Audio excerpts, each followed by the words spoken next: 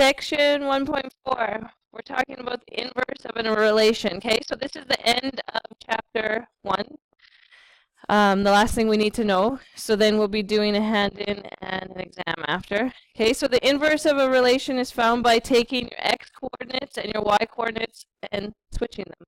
So what was your x point now becomes your y point, and what was your y point now becomes your x. Okay, so in our first example, it says consider the graph shown, sketch the graph of the inverse relation, state the domain and range of the relation and its inverse, and determine whether it's a function or not. Okay, so first let's get our pen working. Hold on. Come on.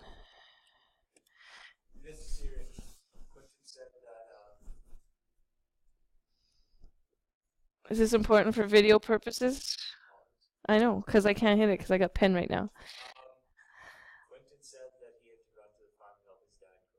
Okay, so we're going to do a table of the original. Okay, so we'll just get the points off of here. So this point is minus 6 and 4.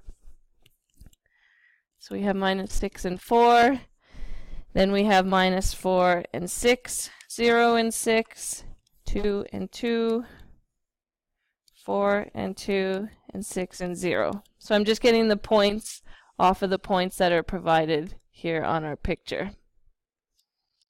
Okay, so now if I want the inverse, all I have to do is switch my x's and y's. So the inverse is now all my y points are going to be my x points. So 4, 6, 6, 2, 2, and 0. And all my y points are my old x points, which was minus 6, minus 4, 0, 2, 4, and 6.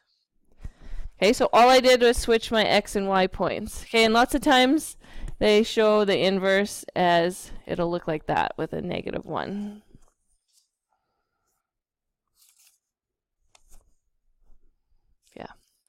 Okay, so then if we're graphing it, all we do is take these points and we mark them on the table. So it's now, instead of minus 6 and 4, it's 4 over, minus 6 down, so somewhere here.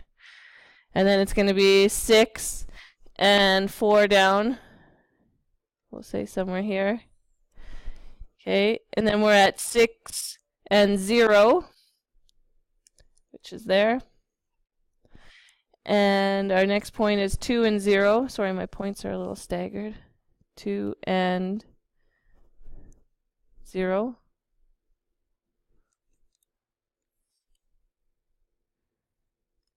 No, do we have 2 and 0?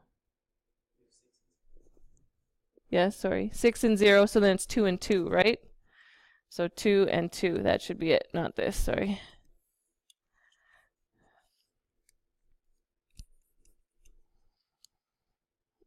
And then I should have wrote them a little bit better. 2 and 2, 2 and 4. And then our last point is 0 and 6. Okay, so that's what our inverse graph looks like. So same shape, just tilted different, right? Okay, so if we're stating the domain and range of the relation and its inverse, okay, so if we were doing the domain of the original and the range of the original, so the domain for the original went from minus 6 and went over to 6. So we'd say x has to be between minus 6 and 6. So it has to be greater than or equal to minus 6 or less than or equal to 6. And our original range, our picture went from 0 and the tallest it went was to 6. So it would be 0. So y has to be greater than or equal to 0 or less than 6. So this was for the original. And then the inverse, the domain. So if we look at it, it goes from 0 all the way to 6. So x has to be greater than or equal to 0, less than or equal to 6. And the range, what was this point down here, minus 6? and then the highest it went was 6.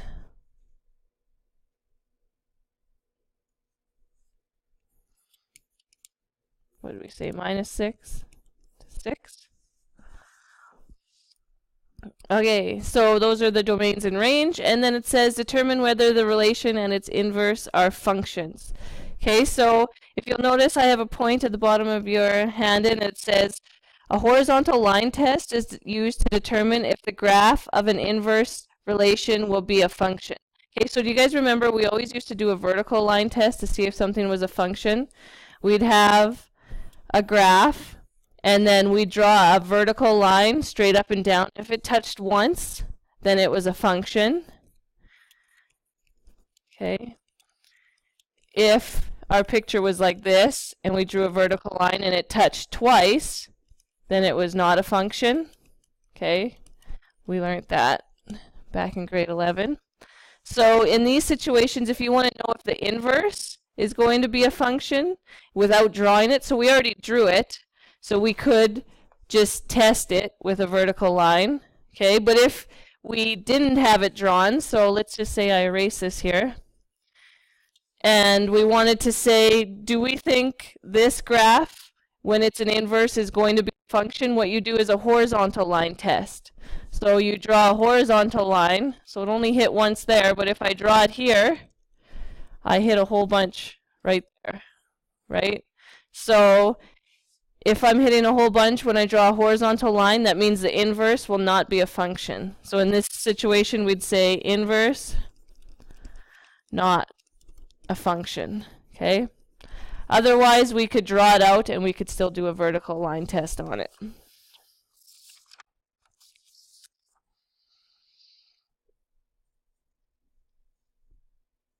Okay, so let's look at example 2. I'm just going to start erasing this now.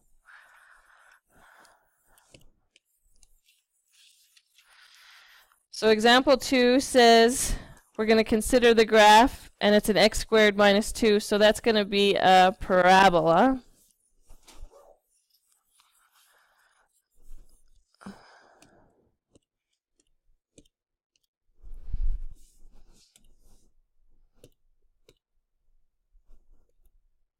Okay, whoops, sorry. So it says consider the function x squared minus 2. Graph the function. Is the inverse of it a function?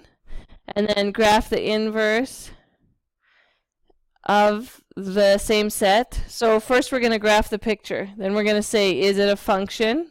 Or is the inverse going to be a function? Then we got to graph the inverse and then describe the domain and range and the restrictions. Okay. So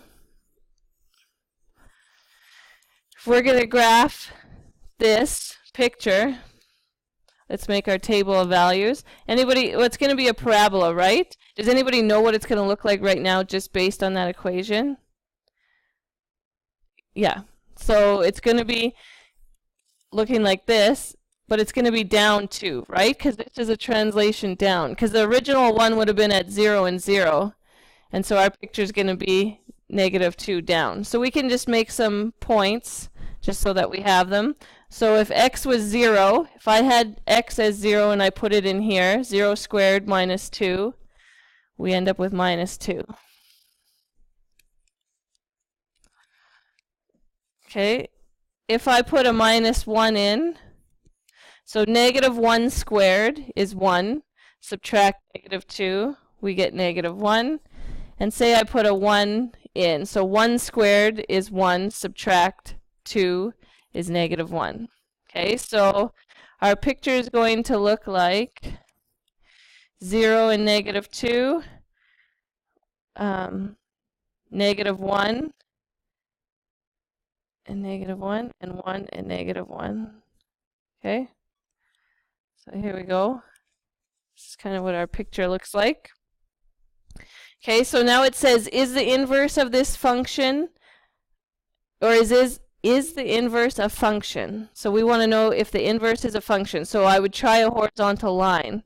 So if I drew a horizontal line and it touched once, it would be a function. So is this one a function? No. So you'd say inverse not a function. Okay, so now it says for b, graph the inverse. So all I'm going to do is switch my x and y points.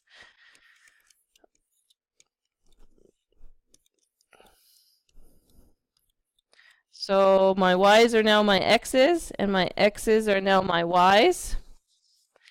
Okay, did anybody notice one point did not switch? Right, -1 and -1. When we changed them, they did not switch. Okay, so they show up the same on both graphs. So now this is -2 over, 0 up.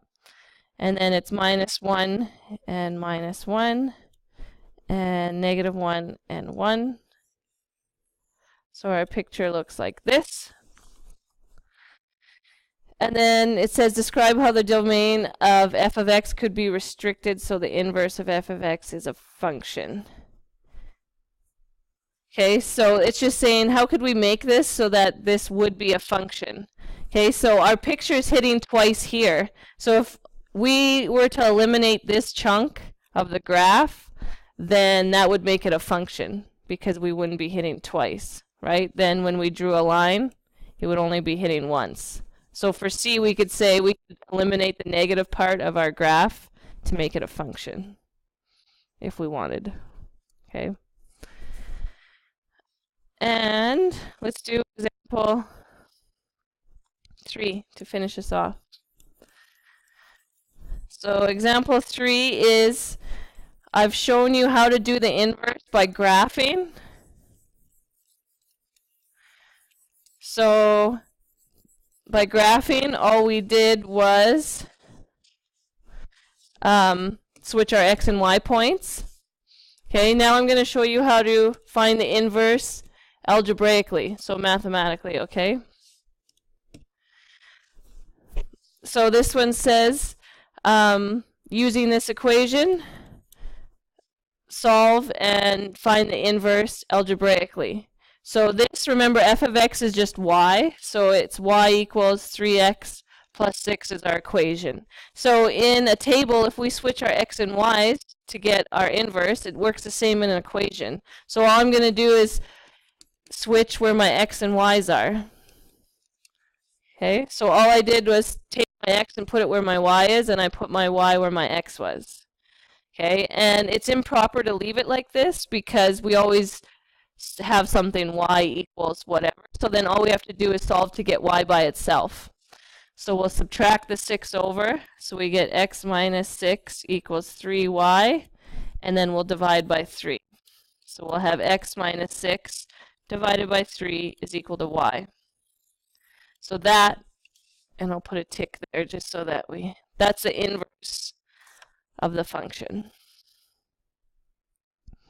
Okay, works the same way for b. Y is equal to x squared minus 4.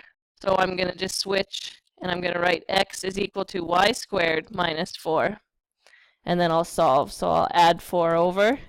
So I have x plus 4 is equal to y squared. And to get rid of the square, we root.